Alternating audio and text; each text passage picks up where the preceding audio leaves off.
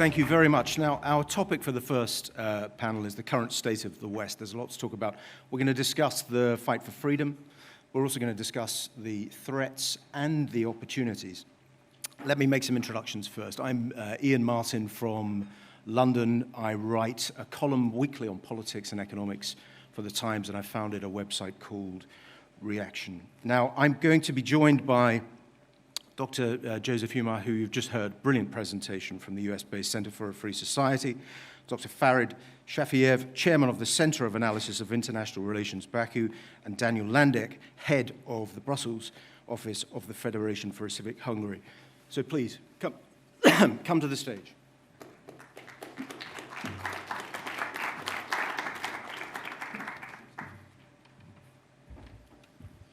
So I'm going to kick off really with just an introductory question for each of the panelists, just to get us going.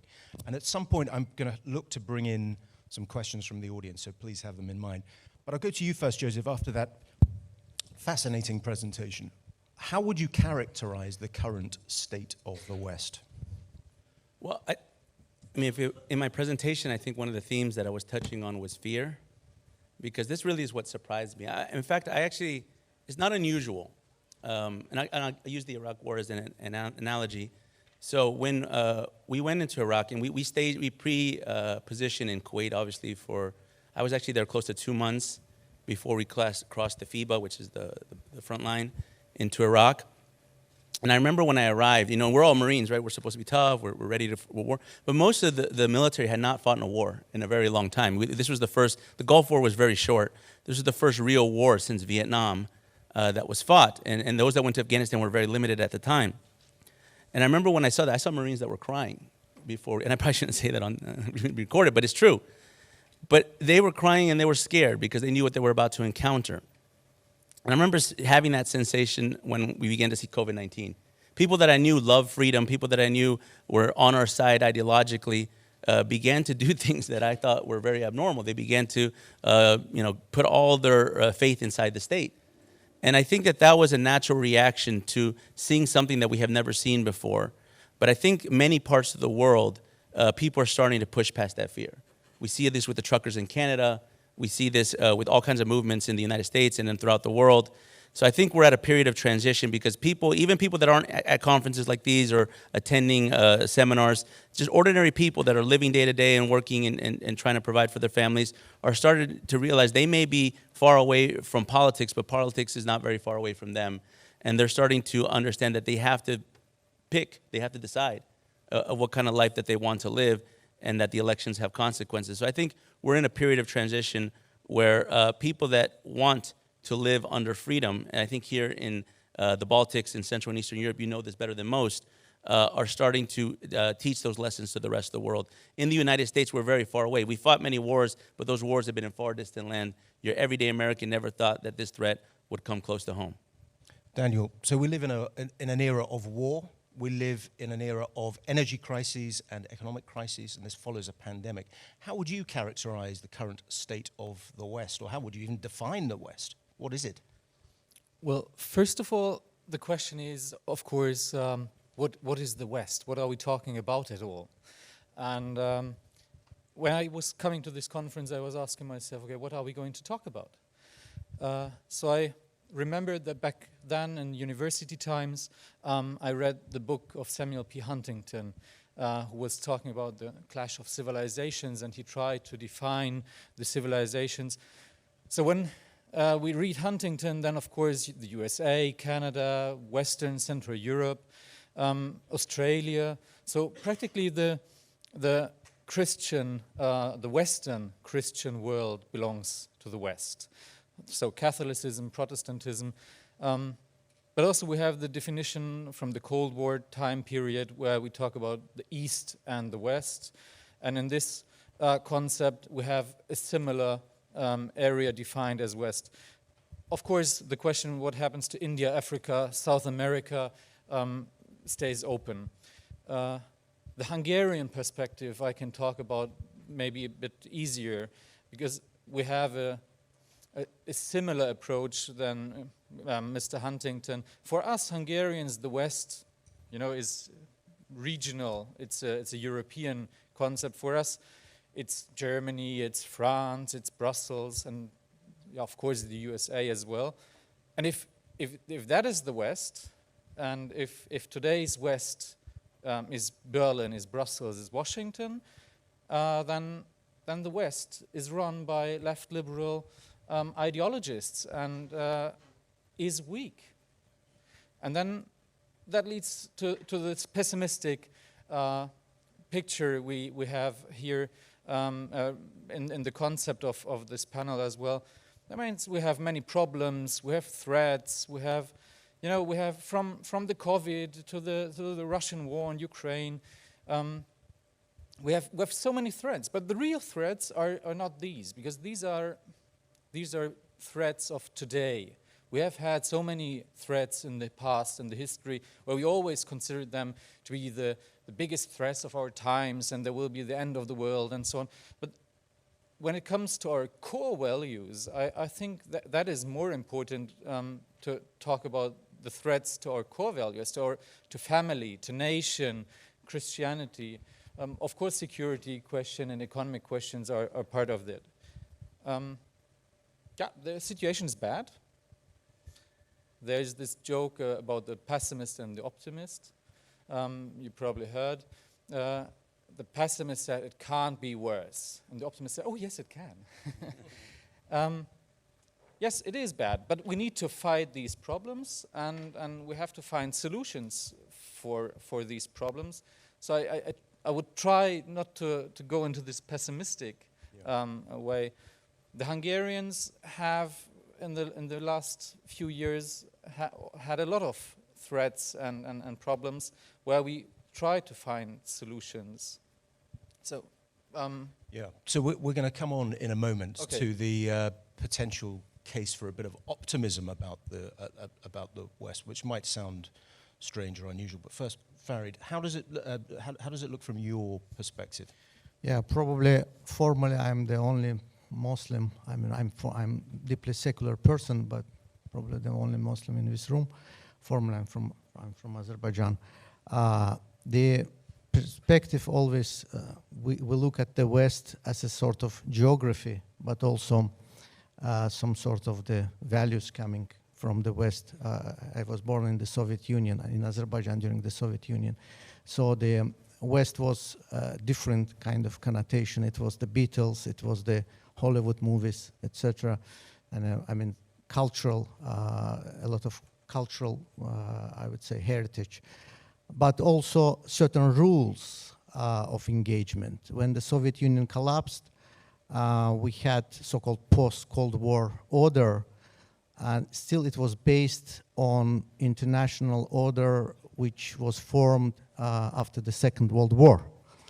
And whereas again the Western heritage, why? Because the United Nations was based, most part of this was based on the League of Nations.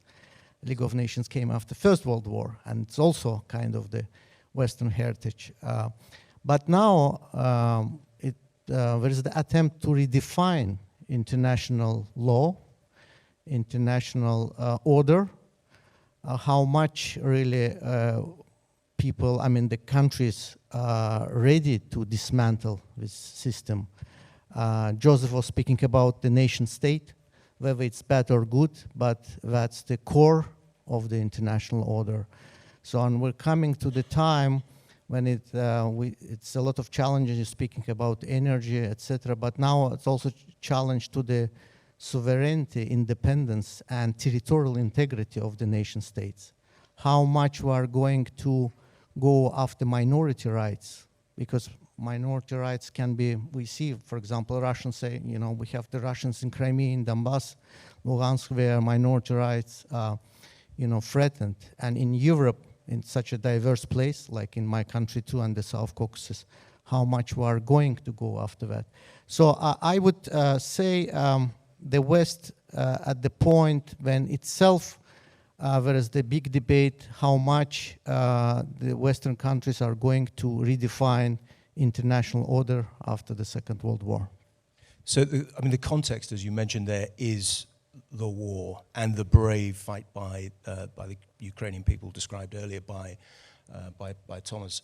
Now, is there, though, a case here for some optimism, Daniel, first of all, in that the West has, against expectations, actually rallied to one extent or another, and to different extents in some countries, to the defense of Ukraine and the defense of freedom. We've also seen this shift in geopolitics towards Poland, a sort of shift in the center of geopolitical gravity. Sweden and Finland are joining NATO, which would have seemed completely implausible just a year ago. People are very keen to defend the Baltic states. Britain has played its part, and the US, which many people have some doubts about, the current US president, has nonetheless spent an absolute fortune rallying for Ukraine. Well, it's very difficult to talk about the situation in Ukraine, but when we're not talking about the capabilities and the concrete situation, I think what has changed in a positive way is that the West, if we call it like that, look at the NATO, look at most of the European Union member states, they have shifted from a security policy which was called brain dead a few years ago into a situation where they modernize their armies, they talk about these threats, they think about these threats at all. I mean, a few years ago, if you as a conservative, you came up and said, okay, I'm a reservist officer, I support the modernization of the army, I think that the defense industry should be kept on a national level and should be promoted and supported, and we should, I mean, you were an outcast. You were completely outcast in Europe, at least. That was a terrible thing to say, that yeah, we should be ready for anything. Yeah. And today we're facing a NATO which is not brain dead anymore, but even expands, and expands to countries like Finland and Sweden. I'm not happy about it. I'm not happy about that we need to talk about it, and many of the European societies were surprised by this threat. The Hungarians have started modernizing the army years ago. We started, a few years ago, and we reach the 2% of the GDP for NATO expenses by next year, probably. But yes, I think it is a positive and a thing that we at least talk about it, prepare for it, and see what happens. Hopefully, we don't need to use it. Yeah.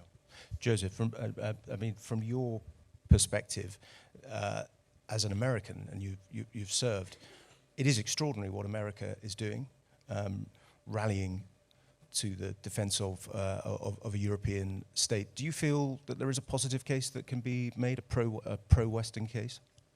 Well, so yes, the short answer. I do think that Ukraine has done a very positive thing in terms of demystifying what is the Russian military, right? There was this kind of image of the Russian armed forces, especially after Syria, that they are some kind of infallible, indefeatable big army, the big red army, the big red scare. And what we found is something that people that have gone to combat know very much. And there's a saying in the military that's amateurs talk strategy, but professionals talk logistics. And what really happened in the Ukraine war is that Russia could have great missiles and great bombs and great soldiers, but they don't have the ability to put logistics from one side of the country to the other side of the country, which requires planning, coordination, maintenance, and all the things that the Russian armed forces just don't have. So I think that the cat's out of the bag. It's going to be very hard for Vladimir Putin to recreate that image when everyone's seen it before their eyes of how they're not as tough as they claim to be.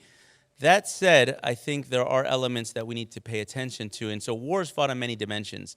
And while I'm very optimistic about the physical dimension, in the sense I think that Ukraine will defend its national territory, and we'll see how the conflict ends up, but I don't think Russia's going to capture the whole of the country, which is probably what they intended to do.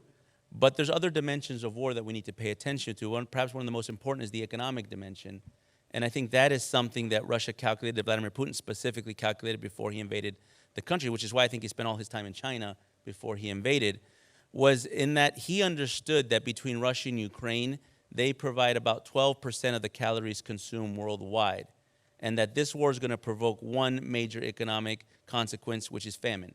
It's going to create the shortages of wheat, fertilizer throughout the world, and many countries that depend on those imports from Russia and Ukraine, on fertilizers in particular, are going to cede to the political will of Vladimir Putin, because he's going to use it as a form of economic blackmail. We're already seeing this. I'm going to give you a stat that kind of reflects this. Prior to the invasion of Ukraine, Russia has its own payment system, its own version of the SWIFT system called the SPFS. China has theirs, which is called CEPS. Prior to the invasion of Ukraine, according to the Russian Foreign Ministry, there was no more than about 30 or 40 banks in about 9 or 10 countries around the world, which is mostly in Central Asia and Belarus, and they're near abroad, that were participating in the Russian payment system. Today, according to the same stats from the Foreign Ministry, you have more than 400 to 500 banks from about 40 countries that are participating in that system, including those far away as Latin America or as close as the Middle East. What is happening? They're convincing the world, they're losing the propaganda battle in Ukraine, but they're convincing the global South that they are victims of sanctions. And they're saying, it's Russia today, but it's your country tomorrow. You need to change your financial system. That is something we need to pay attention to, because while they might lose physically in Ukraine, they may be able to win economic ground globally, and maybe that's enough for Vladimir Putin. Yeah, so let's come on to economics in a moment. But you mentioned Russian military incompetence.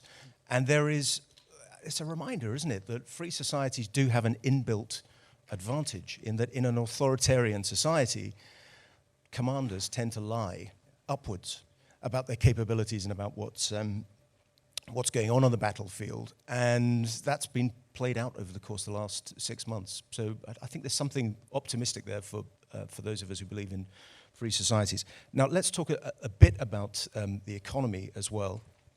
The backdrop to the war is this: it's not just military; it is economic. There is war being waged on the West, on the civilized war by Putin.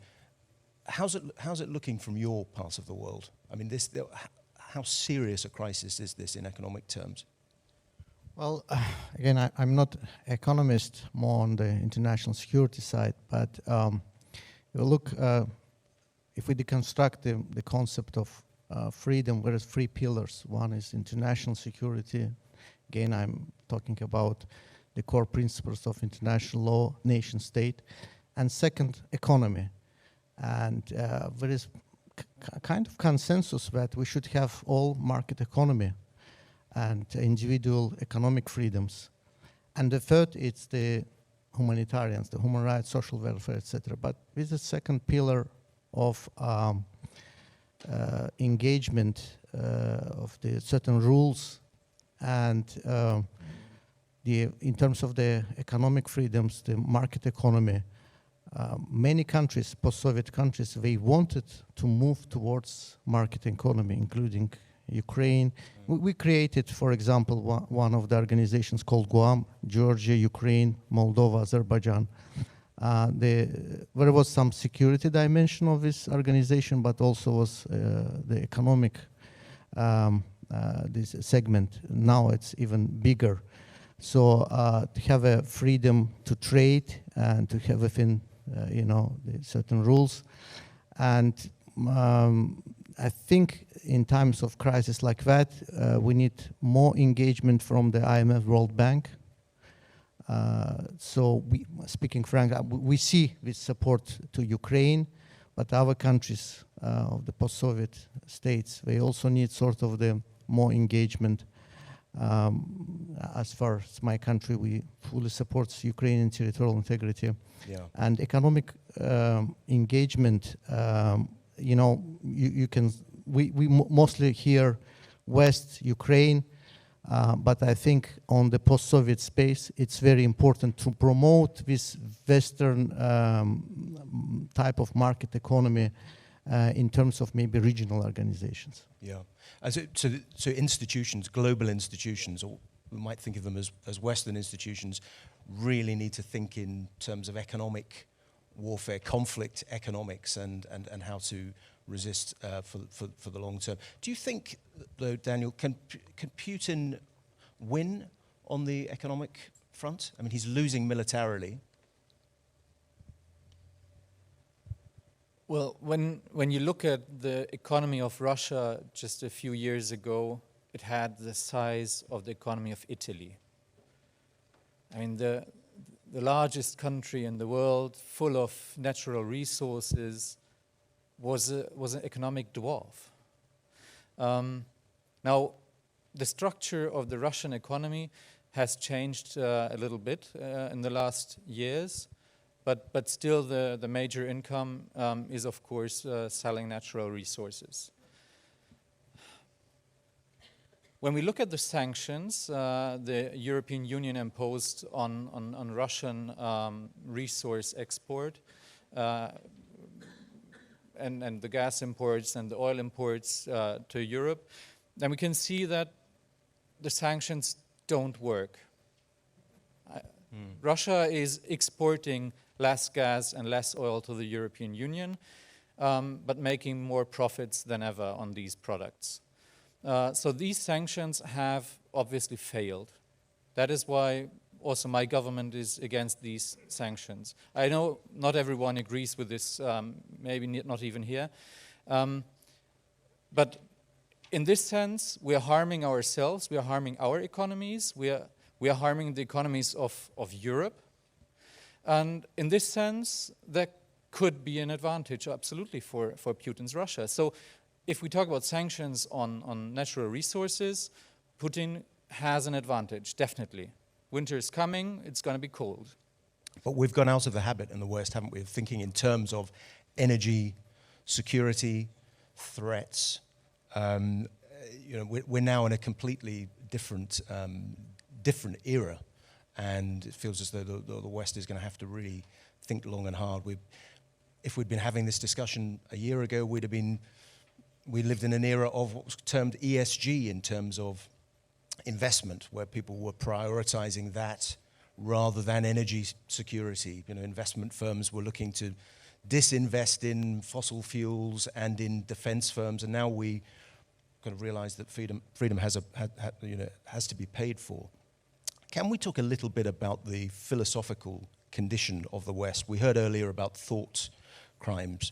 Let's talk about polarization and political correctness.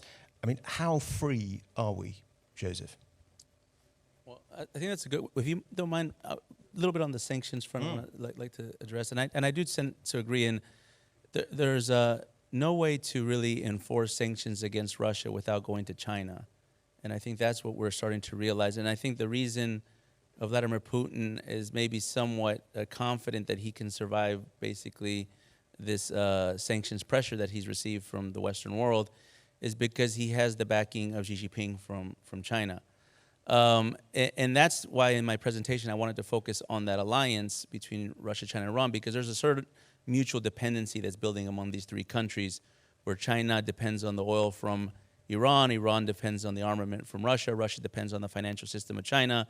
And because they've built these mutual dependencies, they started to grow in joint capabilities. We've already seen in the last 3 years joint naval exercises, circumnavigations by the navies of these three countries in the Indian Ocean and the Gulf of Oman. And it's for someone that's participated in naval exercises, joint naval exercises, it takes a lot to do, have ships from the three countries learn how to communicate and coordinate on the same maritime grid. And so this shows that they're advancing in that. So I think that that's one of the things I think the West is still kind of failing to really understand, is that we're not just fighting in Ukraine, Russia, we're fighting Iran, we're also fighting China. And until we understand that, I think we're going to be incomplete in our prescriptions. But to your question about where we're at in terms of freedoms in the world. And we talked a little bit about this for those who were at the session yesterday with IRI and Heritage, is I think one of the Achilles heels of democracies is really this thing of disinformation. It's really brutal what a disinformation campaign can do to not just a government, but to a society. And in the part of the world that I look at, the corner in Latin America, and we've seen it change constitutions, change governments. We've seen it make a democracy look like an authoritarian look like a democracy. I mean, it's incredible how, and they're getting better at this with this digital age, with the age of social media. The social media platforms have decided to play referee, but they're failing miserably at doing that. And we talked about, this debate about cancel culture, about shutting down accounts, and I'm very much not in favor of that. And I think that it's a very slippery slope that when you begin to do this, you're actually falling into that authoritarian trap, and you're starting to now cancel the freedom of speech of many individuals, sometimes by mistake. And what we've seen is that you're starting to build what I've called digital insurgencies, which is, the more Russia's been canceled on social media platforms, the more they've been going to alternative pages or alternative platforms and building a digital ecosystem where all you hear is Russian propaganda. I prefer to have RT or Sputnik on my Twitter feed, but I can determine what I think is their propaganda, or as opposed to what's reality, as opposed to having people in the world that all they hear is RT and Sputnik and have no access to alternative opinions and perspectives. I think that's one of the things that we have to wrestle with in a free society. If not, we're going to fall into an authoritarian trap. But there's the irony, isn't it? That technology and big tech has its roots in a Californian idea of freedom, but actually it's ending up almost constraining us or imposing new restrictions. How free are we? Can I add, again, recalling the past a bit, maybe to get some of the experience of the Cold War playbook, again, from my youth. I think during the Cold War, the West did pretty well in terms of soft power projection. I remember, despite all restrictions in Soviet Azerbaijan, we tried to get Western music, we tried to get the Western movies, we tried to hear BBC and other, the radio channels from the West. I think what happened after the Cold War, where there was no enough investment in this soft power. United States, for example, ran in Azerbaijan very robust program of educational program. It's almost now zero. There is no the funds allocated to that. The government now sending people, but that's different. Yeah. I think what the West can do again to think about the sort of unified approach, how to influence using Russian language TV, Russian language programs, our ethnic programs, ethnic language programs.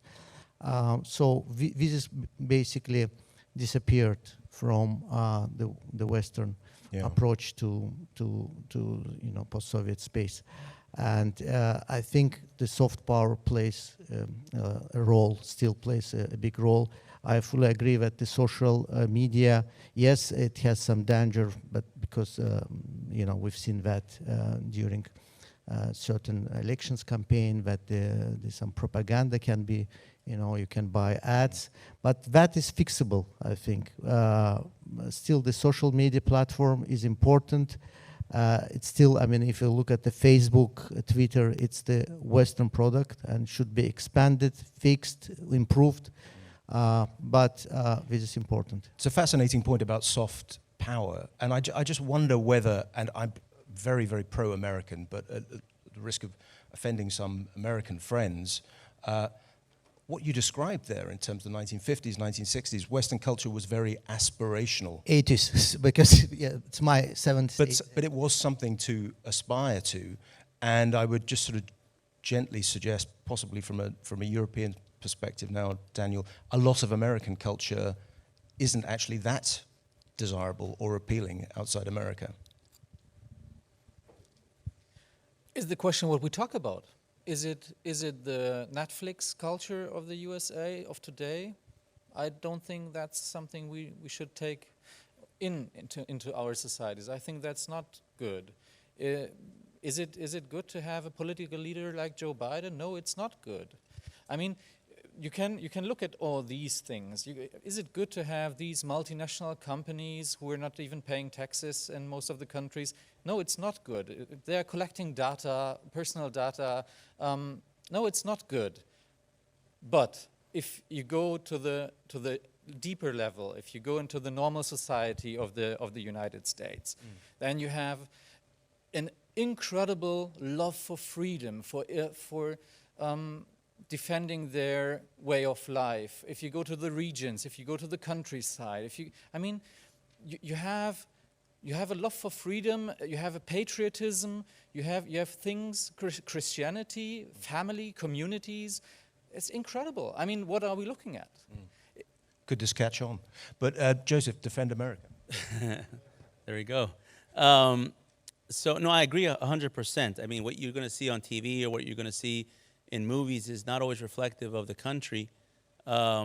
We have still a lot of Americans that have our core values, and you may not see it in Washington, D.C. or in Los Angeles or New York City, but you see it all throughout. And the way the United States is changing is very important to pay attention to, and COVID accelerated this, is you're seeing power centers grow and old power centers collapse. New York and Los Angeles are no longer the financial capitals of the United States. It's probably more Houston, Dallas, and Miami, inside Florida and Texas. And I tell people, when you come visit the United States, don't just come to Washington, D.C., go to Florida, go to Texas, see how the rest of the country is living, because the amount of money that went from New York to Florida during the pandemic is not going back, or the amount of money that went from California to Texas, or from Chicago to South Carolina. These are irreversible trends. And the country's changing very drastically, but it's showing, we have this federal system, so it's showing why we have that federal system, so that if, one part of the country decides to succumb to socialist, statist tendencies, the rest of the country does not have to follow. But I think, I was talking about disinformation a second ago, and the twin sister of disinformation is subversion. And I think that's something that we very much have to, is a reality.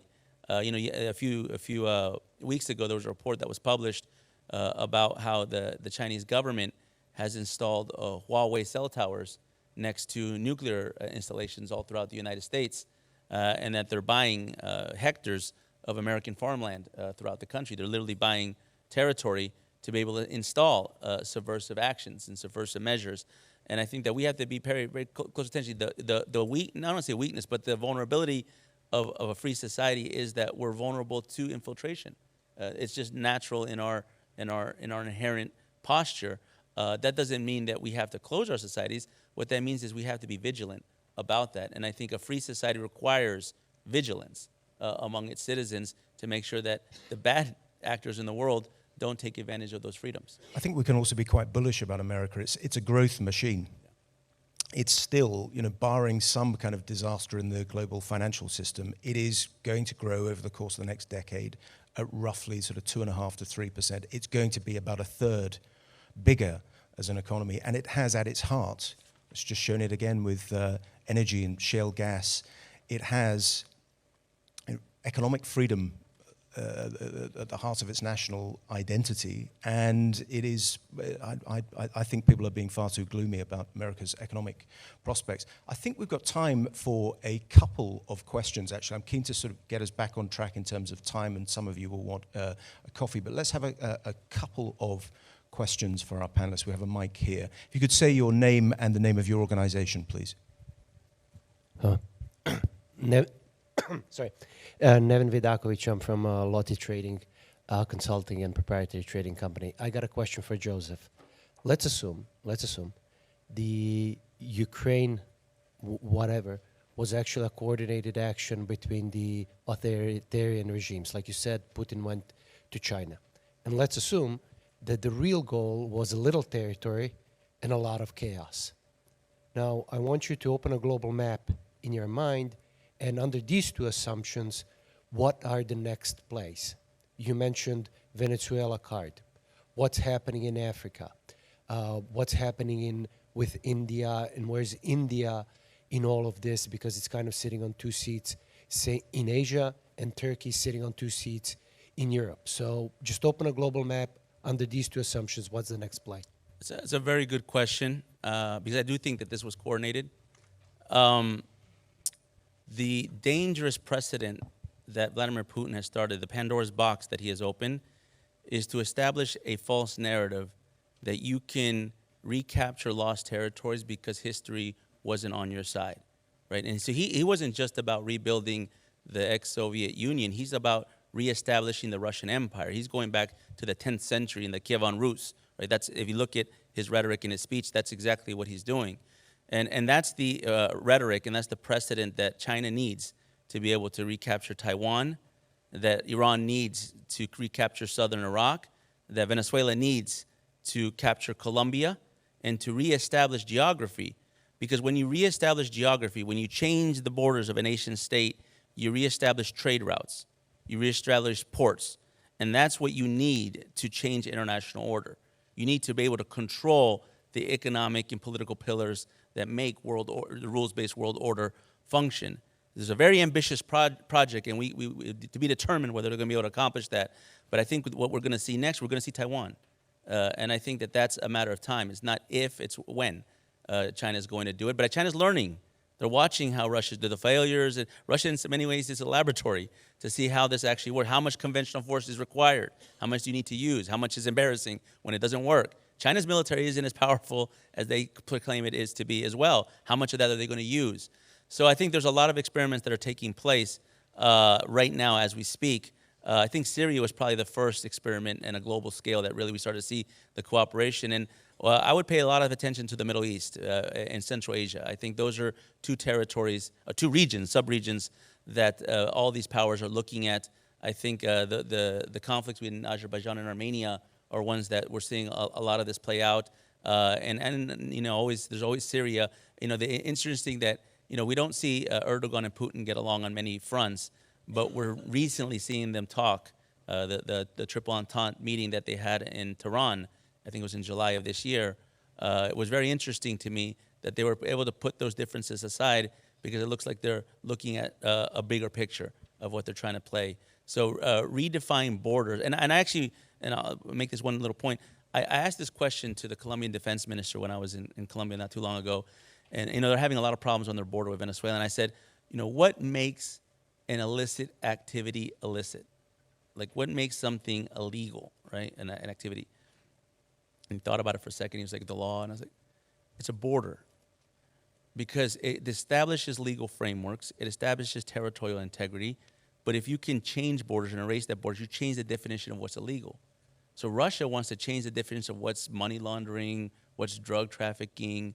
They want to blend the illicit and the licit so you can't tell the difference, in kleptocratic economies will remain. Crony capitalism is the recipe, and it's what they're exporting throughout the world. Belarus is already that.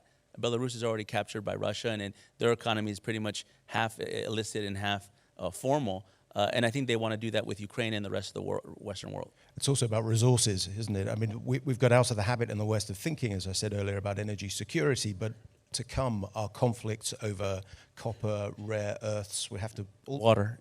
Water, another big subject. Just to add, again, about redefining borders, this is probably we should look at sometimes critically what happened after the Cold War, especially the Kosovo case. I think the Western United States, they needed to pronounce more firmly that it's not sui generis. I mean, it's not, it's some special case. Even that, I sometimes doubt whether it was the right move, but the Russia using that, okay, you recognize, and why not Crimea and some other territories? Again, in my introductory remarks I made about this minority rights, which, you know, you can extrapolate, you can exaggerate. So the borders, I think they should, I mean, that was the core of security after the Second World War, and now it's really shaken. Dániel, do you want to come in? Or should we get a final question from the audience? Question here at the back.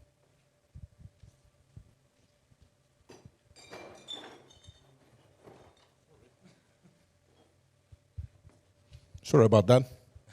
Hi, Tuomas Malinen from Helsinki. Actually, I'm an associate professor of economics there. So, one thing, if you look how the COVID crisis went in the Western world, it was a massive breach of our freedoms in many places. Like in Finland, they really tried to destroy our constitution. And now, if you look how this war, it's horrible, and of course, naturally, as a Finn, you understand that I cannot support any, aggressive action of any country to another in Europe, especially. But the thing is that I think that the war currently is being used to whitewash the failures of our Western leaders previously within the last 2 years. So I would like to hear a take on that.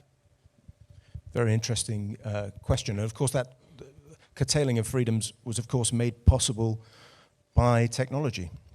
If the pandemic had happened sort of 10, 15 years ago, it's inconceivable. 20 years ago, it's inconceivable. I think that most populations would have, well, the economy would not have been able to function without work from home and all the rest of it. Or as someone in Britain, where we had a really terrible lockdown, I mean, it was characterized as the lockdown was where middle-class people worked from home and were brought parcels and deliveries by working-class people.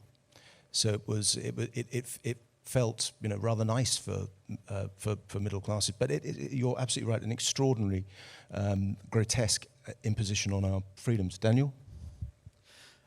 I think what the COVID crisis and the current war and its economic outcome have in common is that we are losing our small and medium-sized businesses. During the COVID crisis, the small businesses collapsed and vanished throughout Europe, and now even the medium-sized businesses fail to find any good solution to it. And in the end, the question is, how will our economy look like? And I am very afraid of a situation where we have only multinationals and big companies left on the market, which brings a lot of other threats in supply security and other questions in culture, in regional identities and so on. So I think this is maybe the biggest threat, which is in common for both crises. Yeah.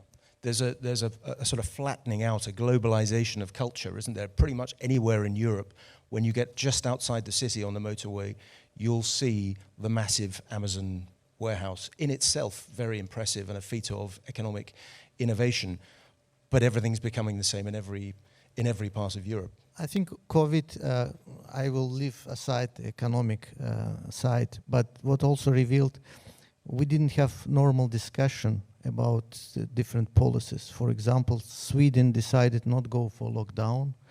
And somebody yesterday said, we had some preliminary discussion, that the Facebook filtered any discussion against lockdown. If you are against lockdown, you cannot post will be removed from Facebook. I mean, that to previous question about just generally what's the West. I mean, you see that trend. If you are against something which is called mainstream, you cannot have that discussion. You are attacked.